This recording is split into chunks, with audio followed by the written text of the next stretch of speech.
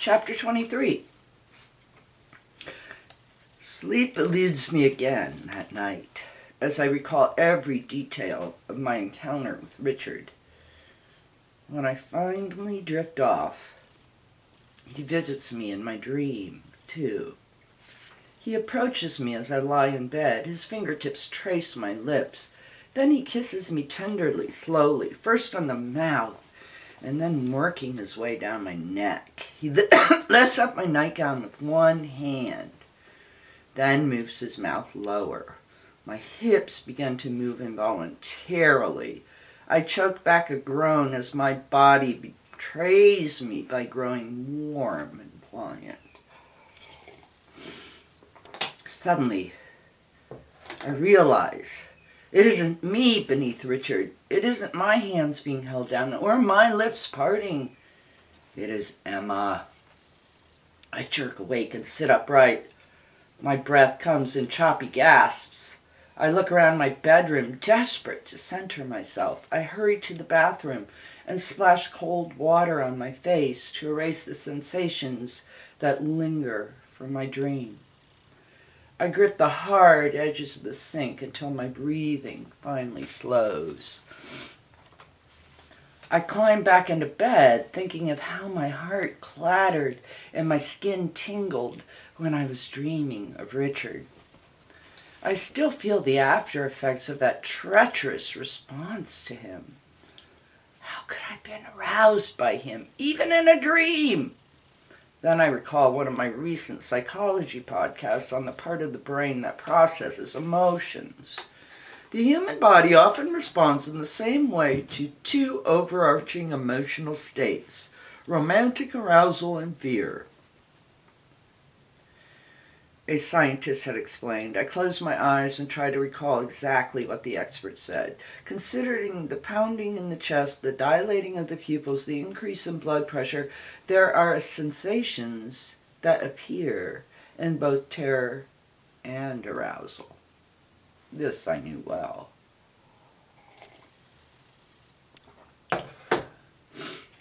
The expert had said something else about how our thought processes change during both states.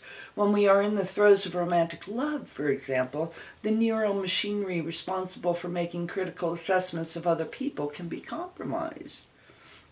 As that was what Emma was experiencing, I wonder. Is that what I encountered too? I am too shaken to fall back asleep. I lie there as images of Richard's visit batter my mind. It was both vivid and fleeting, like a mirage, and as the long night stretches on, I begin to wonder if it actually happened, or if it also was just a part of my dream. Was anything of the previous evening real, I wonder? I walk in the first shimmer of morning gold, as if in a trance, to my armoire. I slide open the top drawer. The check is nestled among my socks. As I put it back, I look down and see the white satin cover of our wedding album. This is the only physical documentation of my marriage that I have.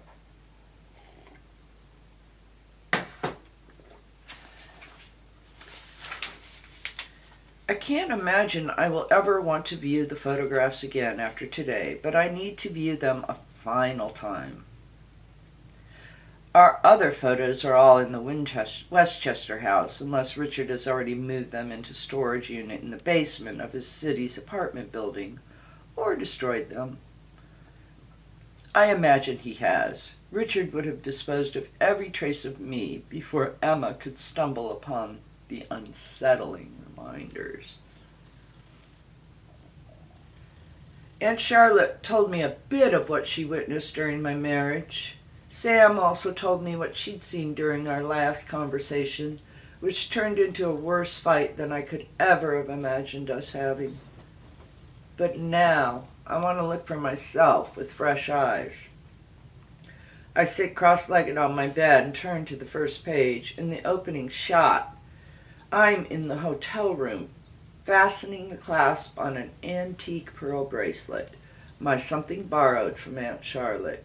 Beside me, she artfully ties my father's blue handkerchief around my bouquet. I turn another page and glimpse Aunt Charlotte, my mother, and me walking down the aisle together. My fingers are interlaced with my mother's, while Aunt Charlotte has her arm looped through mine on the other side, since my left hand is grasping the bundle of white roses. Aunt Charlotte's face is flush pink and her eyes have a sheen of tears. My mother's expression is difficult to decipher, although she is smiling for the camera. She's also sat a bit apart from me and Aunt Charlotte. Had we not been holding hands, I could take a pair of scissors and easily crop her out of the photograph. If I showed this picture to strangers and asked them to guess which woman was my mother, they would likely choose Aunt Charlotte, even though physically I resemble my mother more strongly. I've always told myself that I only received superficial traits from my mother, such as her long neck and green eyes. That on the inside I was my father's daughter, that I was more like my aunt.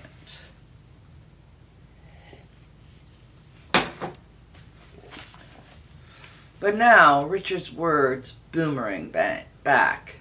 During our marriage, whenever he told me I wasn't acting rationally, that I was being illogical, or in a more heated moments when he yelled, "You're crazy!"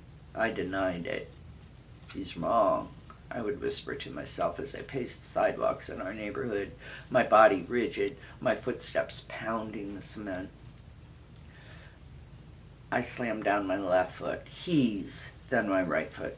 "Wrong. He's wrong. He's wrong. He's wrong." I'd repeat those words dozens, even hundreds of times. Maybe I thought if I said them enough, they would bury the persistent worry worming through my brain. What if he was right? I flipped to another photo of my mother standing up to give a toast. On a table directly behind her was a 3-tiered wedding cake adorned with Richard's heirloom topper. The porcelain bride's painted on smile is serene, but I remember feeling anxious in that moment. Luckily, my mother's speech at my wedding dinner had been coherent, even if it rambled on too long. Her meds were doing the job that day. Perhaps I had inherited more from my mother than I'd allowed myself to believe. I grew up with a woman who inhabited a different world from the station wagon driving, grilled cheese making mothers of my friends. My mom's feelings were like intense colors, fiery reds and sparkling, soft pinks, and the deepest slate grays. Her shell was fierce, yet on the inside she was fragile. Once, when a manager at the drugstore was berating an elderly cashier for moving too slowly, my mother yelled at the manager, calling him a bully and earning applause from other customers in line. Another time, she knelt down suddenly on the sidewalk, soundlessly weeping over a monarch butterfly that could no longer fly because its wing had been torn. Had I absorbed some of her skewed vision, her impulsive, dramatic reactions? Were the genes that dictated my destiny influenced more by her or my steady, patient father's composition? I desperately wanted to know which invisible attributes I'd inherited from each of them. During the lifespan of my marriage, I became gripped by a growing urgency to capture the truth. I chased it in my dreams. I worried my memories would fade like an old color photograph that's been bleached by light, so I tried to keep them alive. I began to write everything down in a kind of diary, a black moleskin notebook that I hid from Richard under the mattress of the bed in our guest room. It's ironic now because I've surrounded myself with lies. Sometimes I am tempted to succumb to them. It might be simpler that way, to quietly sink into the new reality I've created as though it were quicksand, to disappear beneath its surface. It would be much easier to just let go, I think, but I cannot because of her. I set aside the album and walked to the small desk in the corner of my room. I retrieve my legal pad and pen and start again. Dear Emma, I would never have listened to anyone who told me not to marry Richard, so I understand why you're resisting me. I haven't been clear because it's hard to know where to begin. I write until I fill the page. I consider adding one final line. Richard visited me last night, but leave it out when I realize she may think I'm trying to make her jealous, to create the wrong kind of doubts in her. So I simply sign the letter and fold it into thirds and tuck it into the top drawer to read one more time before I give it to her. A little later that morning, I was showered and dressed. I'm tracing lipstick over my mouth, covering up the imprint of Richard's touch, when I hear Aunt Charlotte yell. I run into the kitchen. Black smoke curls towards the ceiling. Aunt Charlotte is batting a dish towel at orange flames dancing on the surface of the stove. "Baking soda," she cries. I grab a box from the cabinet and toss it on the flames, dousing them. Aunt Charlotte drops the dish towel and turns on the kitchen tap to cold. I see the angry red mark on her forearm as water courses over it. I remove the pan of burning bacon from the stove and grab an ice pack from the freezer. "Here!" When she moves her arms away from the water, I turn off the tap. "What happened? Are you okay?" "I was pouring the bacon drippings into the old coffee can." I pull a stool out for her, and she sits down heavily. "I missed. Just a little grease fire." "Do you want to go to a doctor?" She pulls away the ice pack and peers at her arm. The burn is the width of a finger and about 2 inches long. Luckily, it isn't blistering. "Not that bad," she says. I look at the overturned box of Domino sugar on the counter, grains spilling out onto the stove. I threw sugar on it by accident. Maybe that made it worse. "Let me get you some aloe." I hurry to her bathroom and find a tube in the medicine cabinet behind her old tortoiseshell glasses and a bottle of ibuprofen. I bring the painkillers back to the kitchen too and shake 3 tablets into my hand, then pass them to her. She sighs as she smooths on some aloe. That helps. I pour her a glass of water and she swallowed the pills. I look at the thick new glasses that sit on the bridge of her nose, Aunt Charlotte's nose, and I sit down heavily on the stool next to her. How could I have missed it? I've been so fixated on potential clues about Emma and Richard's relationship that I haven't caught on to what has been unfolding right in front of me. Her clumsiness and headaches. The appointment with D for doctor. The furniture clearing for easier movement through the apartment. My aunt peering at the menu at the Robertson bar, then ordering a drink that isn't on it.